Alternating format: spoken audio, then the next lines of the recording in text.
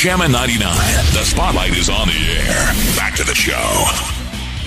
Well, you're listening to The Spotlight on Jammin 99 and Jammin993.com. My name is Kat. I'm hosting the show. I have two co-hosts in here.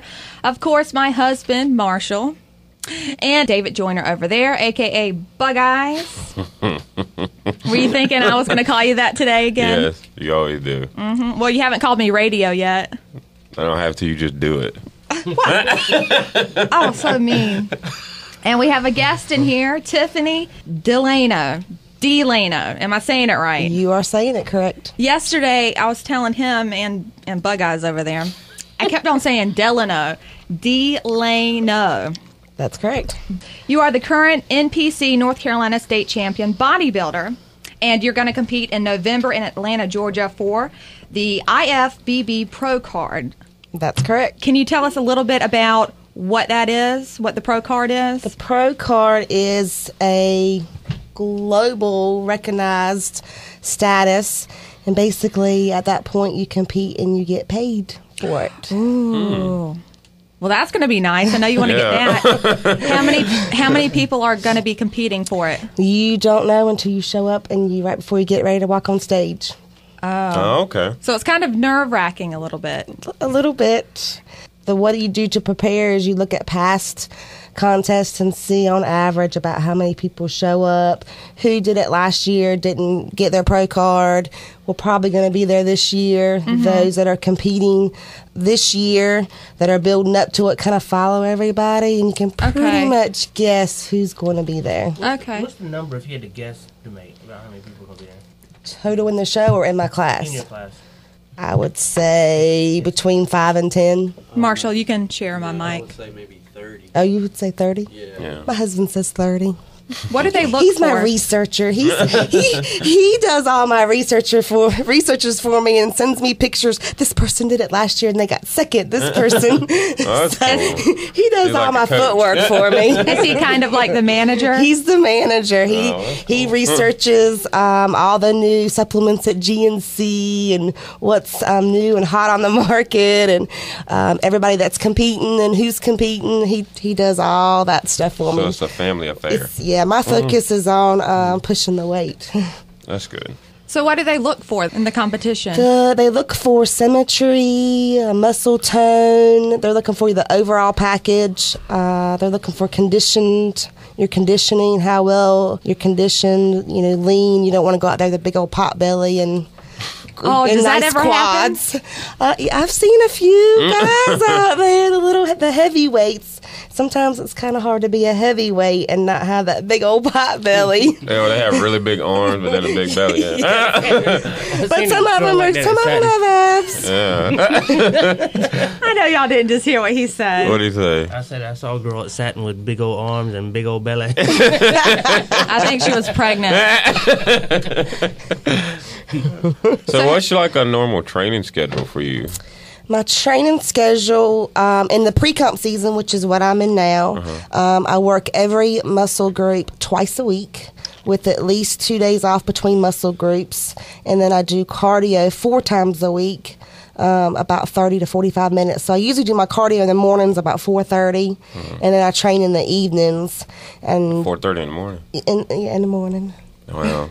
Should make a lot of men feel real bad right now. This is just during my pre-comp, which is usually 16 to 17 weeks prior to a show. And wow. How old is Evan, your son? 3. 3. He's cute. He is 3, and you are toned. Look, he was born in June 26th of 2009, and my first show was December of 2010. Mm-hmm. For people that don't know what you look like, they can go to Jammin993.com, and you are our showcase picture. So, go ahead. I do have a question. When you do these competitions, do women ever take steroids, or do they do tests to see if women are taking steroids? In the division that I compete in, it is not tested, except for I think one show, Masters. One of the show does it. However, it is stated on the website and in the rules that it's not condoned, it's not promoted. There is one show that tests for it that I know of, but it's not tested but not condoned at any time.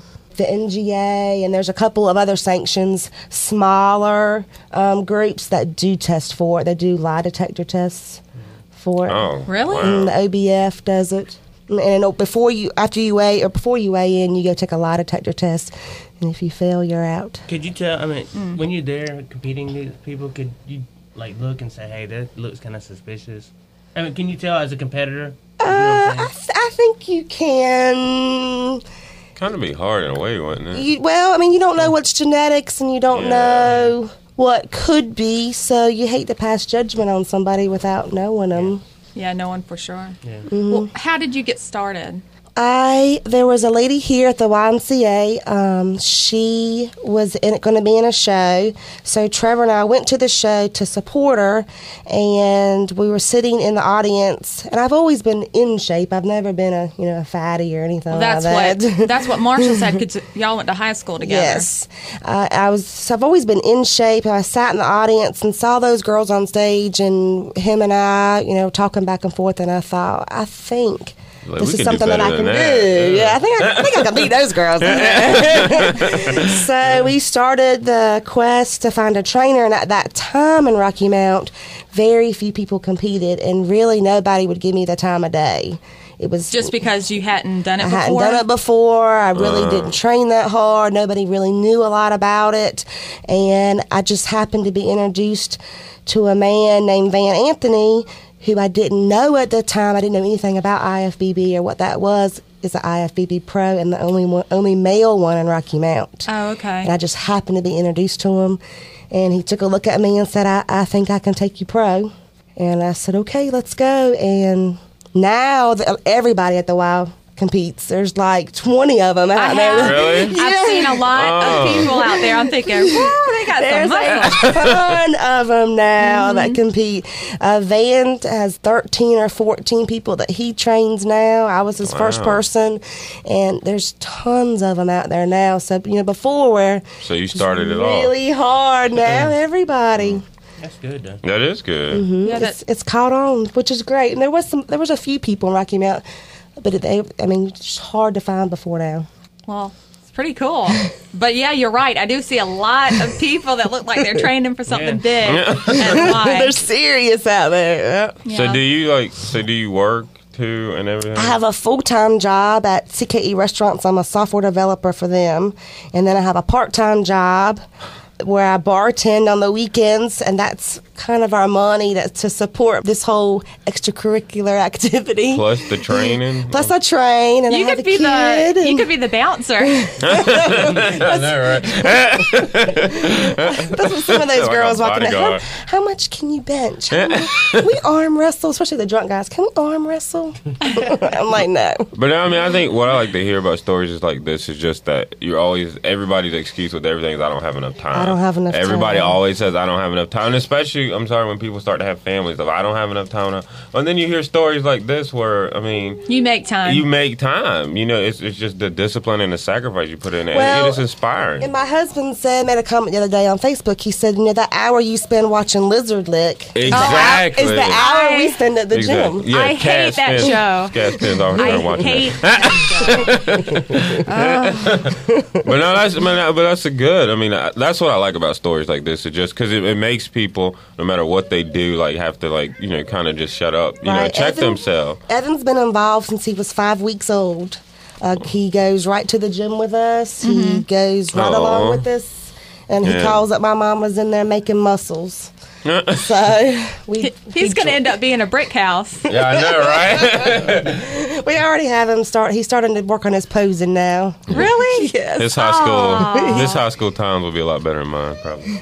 Yeah, you were kind of scrawny. Oh, Cat, shut up. Well, yeah. With the big old bug eyes.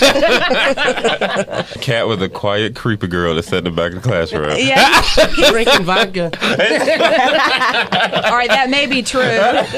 But David always says that I looked like I was going to burn down the school. She did. You should have seen her 10th grade ID card. Ooh, she showed it to me. I threw it back at her. I said, burn it.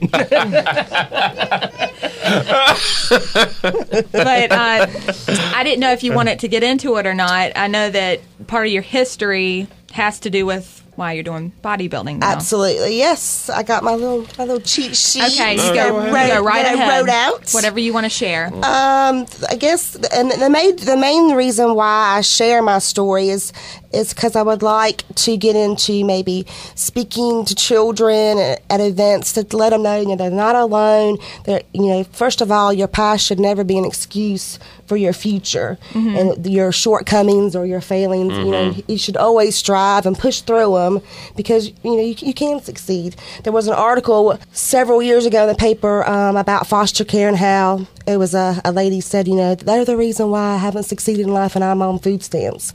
Well, foster care is not the reason why you're on food stamps. You need to take responsibility for your own actions. It's you the reason why you're on food stamps.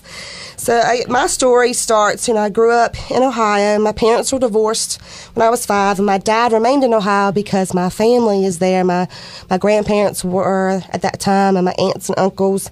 My mom moved to Rocky Mount. My sister and I stayed with my father in Ohio, and he was remarried. And at that time, my stepmom beat my sister and I to a pulp. And I remember the last beating that I got. I had washed dishes that morning, and I didn't get a knife clean. And she went in to inspect the dishes and held up the knife and said, you didn't get this clean. And she grabbed a flip-flop and beat the mess out of me. That night, we didn't have heat, and my father had walked past the bathroom and saw that I was covered in bruises. And when I went to bed that night, he asked me what happened. And I told him that, my mom had beat me. And when I went to go visit my real mom in Ohio, I came back from that summer visit, she was gone.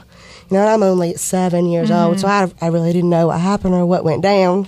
And then I had a second stepmom who was wonderful, but they split, and I didn't really at that time, I was probably about 10, understand what was going on. All I knew at the time is that my father was kind of leaving my sister and my brother and me alone. And I remember one morning calling my real mom in North Carolina, and I was crying because it was cold and it was rainy outside, and I didn't know, should I put a heavy coat on and she'd get wet, or should I put a raincoat on her and she'd be cold? So I didn't know what to do, so I called my mom crying because I didn't want my sister to get sick. And she's like, where's your dad? And I'm like, I don't know where he's at. So, we were being left alone a lot. So she came up to figure out what was going on. And that's when my father came out that he was gay. And this is, 26 years ago, and I'm probably, 12 years old. And I really, at that time, didn't know what that was. At that time, it really wasn't, first of all, widely known, and especially to a 12-year-old. Yeah. So my mom brought me back to Rocky Mount to kind of make a better life for my sister and I, to get us away from my dad. And then that's when I was sexually abused in that home for several years. And I remember the last time I was abused, I was waiting on Old 64 by Skyview for my bus stop, and I could barely walk because I hurt so bad. So I went to the preacher the next time I went to church, told him what was going on, and he alerted social services, and they took me out of the home and put me in foster care. So I went from home to home there for a little while. I remember one of the homes I was in, we went to a makeup party, and you had to fill out your name and your address at the top of the little forms. And I remember looking at my foster mom because I didn't know what my address was. Right. And, the tears, hit me, and I was like, I don't have an address. So she looked at me and was like, don't worry about it. You don't need an address. So, that's pretty traumatic for, a little girl to go through not having an address. And I've kept in contact with one of my foster parents, and she's very involved in Evan's life. And he's going over there Saturday night to spend the night with her. Very involved with her. And then I put myself through college at that point, working full-time jobs, paying to go to Wesleyan, which we all know was expensive. So that's where you went, North Carolina? I did. And then during that time, was everybody's going home for the holidays, going home for spring break. Oh, it's Christmas time, and I stayed at school by myself on campus. I really didn't have any place to go. after college, I moved into Bridgewood, and I had a roommate. She left to go visit her parents in Florida. While she was at a club there, she left her cup on the bar, and someone put liquid meth in it, and she OD'd and died on the ride home. So that was not a great phone call to get. Then I got a job at CKE Restaurants. I've been there since '99. Been there a little bit. I got married and had a kid. Things were going great. Beautiful family. Beautiful family. Nice wedding reception. It was at my Yes.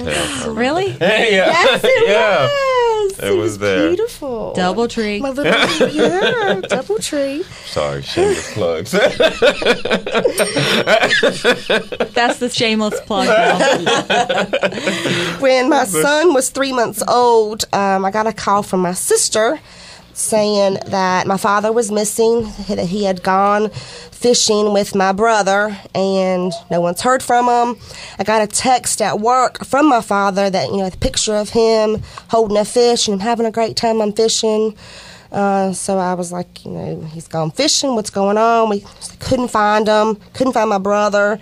They come to find out they had gotten to an argument. My father turned around to walk away from my brother, and he held a gun to the back of his head and shot him. He drugged my father to some weeds near a bridge, pulled the weeds up to try to cover the body, took his wallet, tossed his pockets, took his wallet, took his truck, and fled to Tennessee. The Ohio authorities figured out where he was at, went and got him. He's now serving 15 years.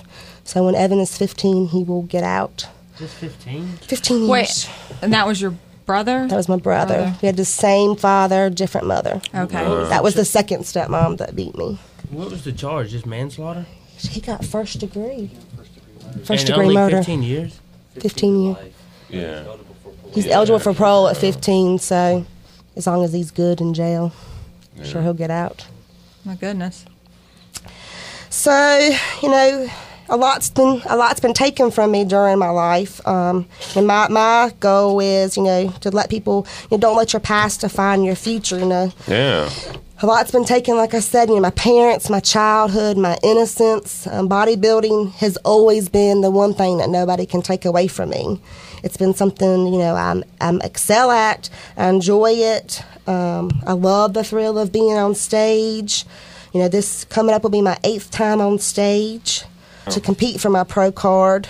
That's impressive. It is. It's very impressive. Thank you. Seriously is And the impressive. more that I become in the public light, and the more attention that I get with the titles that I win, I want to share the story because, I am in the public light, and if I could help at least one person and change their life and help a child or help somebody survive, then I think I will have succeeded. It's a very inspiring story. Yeah. Thank you. I mean, even just sitting here, just hearing Yeah. it and, just how traumatic it's been and that kind of thing. I mean, but what you chose to do in spite of it is inspiring. I mean, I think it should make people look at themselves, just about what you can do. As long as you're breathing, you always can do something. That's right. Absolutely. And if anybody wants you to talk at any organization, function, church, Absolutely. school, I would be more than willing to do so.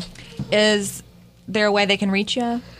I have my cell phone number. Can I give that out? You can give Okay. out whatever you want. I don't know what the rules are on the radio. It's whatever you want. My cell phone's 252-469-6070. My Facebook, I don't know what my Facebook address is, but What you about can put in Tiffany Delano, Delano. I chose that address a long time ago. I don't remember what it is. And you'll see the muscle woman. So Yes. You'll know it's her. I have my good fan pictures. pages up there, my personal pages up there. I have a blog at tiffdelano.wordpress.com that I'm going to document the next 17 weeks, the struggles of dieting. And Oh my gosh. Oh, that's That's got to be good. stressful. Yeah, we went out to Wes's Grill the other night. We had drinks over there, and she said, I better enjoy this. This is the last few I have. yeah, I'm dieting now, so it's plain Jane chicken, broccoli, and rice for the next Oh no. 17 weeks. I would have already blown it for today. I've had a mocha frappe and a hash brown and Nothing tastes as good as abs feel on stage. True. Yeah. I've been laughed at one time on stage, and that will never happen again. Laughed Really? at? Yes. Why? I competed at the Elite in November. I beat myself. I didn't look good. I know I didn't look good. Just one of those learning experiences. I placed 5th in that show, which is the worst I've placed. I've usually placed 1st or 2nd. But still 5th. Why were they laughing? So the girl that beat me, I guess one of the trainers were there was somebody in the audience that was sitting near my husband who laughed at me and didn't realize my husband was sitting right there. The lady sitting next to my husband, who had no idea who was who, reached up and touched him on the shoulder and was saying, "That's enough, fellas." So, Well, that was nice you did that. yeah, but I've used it as motivation. Exactly. You know, that's no one good. will laugh at me again on stage. If I had been there, I might have turned around and punched her right in the face. She did that at a movie theater once. No, I did turn around and cuss at her, though. And then thought, oh, sorry. Forgot my mom's with me. We're glad Tiffany doesn't behave that way. Good job. Oh, Trevor doesn't. So you need to go speak at Kat's house, obviously. Yeah, maybe so. But I'm glad you came in today and told us your story. No, yeah, that was. I mean, it was. I mean, to make me Look, want he's to punch serious. myself. No, it was a good story. I thought you were about It to was a cry. good- This big old Oh, bug eyes crying. But thank you so much for coming in. Thank and you for having me. As soon as we go to commercial break, I want to get a picture of everybody together. Absolutely. But yeah, when we come back, we'll be having our local headlines, the Wilson Times and the Rocky Mount Telegram, and then we'll be talking with Vanessa McCleary. She is the downtown development manager for Rocky Mount. She'll be talking about the Rockin' Classic Auto Expo that is coming up, and David did mention What? a family affair, so we're gonna Oh, you're gonna play that song? we're gonna listen to it for a second on Jammin' 99.